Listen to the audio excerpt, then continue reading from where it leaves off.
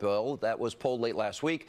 Over the weekend, the president tweeted, quote, Democrats are smiling in D.C. that the Freedom Caucus, with the help of Club for Growth and Heritage, have saved Planned Parenthood and Obamacare.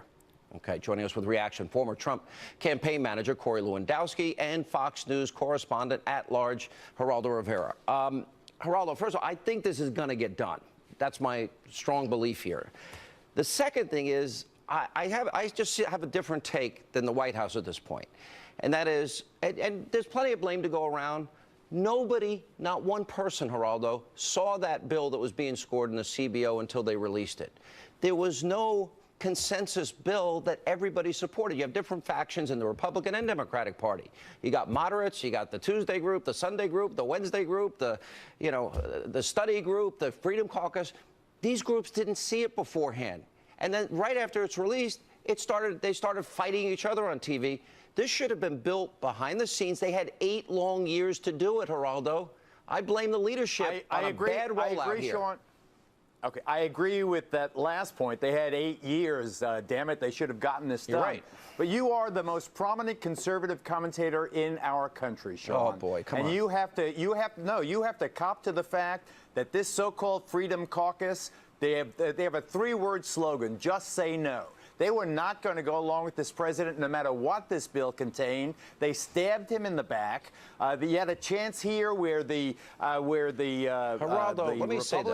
Republican Speaker of the House and everybody in the Trump administration, the President of the United States, invested in a compromise that was going to save the federal deficit to the tune of $250 billion over time. They were fighting for those who were cut off. The Obamacare, 24 million, but still they were saving money. They had a reasonable compromise. The Freedom Caucus would not have gone along with anything that it should. Rights is right. No bill's going to be perfect. Nobody gets everything they want. But I'll say this to you, and I'll bring Corey in here as well. Had they built the consensus, Corey, before they rolled out the bill, they would have known the votes that they had. And and by the way, the president gets all the credit. He did compromise. He tried to, he'd do something for the Freedom Caucus, then the moderates would leave. Then he'd do something for the moderates, the Freedom Caucus would leave. This should have been handled by the speaker. This should have been handled by leadership. The president did way too much heavy lifting on this bill. He's the executive branch. They're the legislative branch. Corey. Sean, the House leadership failed to get this bill done, and they should have never had an artificial deadline to get this bill accomplished when it wasn't necessary to be done in the first 60 days. And I understand the budget reconciliation process, but I also understand that they were concerned what the Senate was going to do before they get the House bill done. What should have been done is, behind the scenes, as you've mentioned, you bring members in from the House Freedom Caucus, the Tuesday Group, the Republican Study Committee, the Heritage Foundation, all of the stakeholders who are going to look at this bill before it's released, compromise behind the scenes. There's always going to be additional compromise needed, but if you can have a base framework behind the scenes before the bill is introduced to everybody, then that's the way to go. Look, you can take Marco Rubio for his word or not. When it came to the Gang of Eight, he spent countless hours going around and talking about his legislation before it was ever introduced. Now, the bill was ultimately a failure, but he did the right thing by trying to get those groups on board first so we can get some support. I am convinced. But, Geraldo, all I'm saying is, why did they set themselves up by keeping it hidden, not sharing it with any of the coalition, releasing it, creating a public civil war and a public fight, when it should have been handled behind closed doors? Those compromises could have been made, and I suggest probably this is the way it'll happen from here on in. Look, you cannot blame people if they have strong principles. Nobody wants this repeal and replace more than I do. I want the win for the president. He worked hard for this, and he'll get it. But I just think, you got to have the leadership handle it better.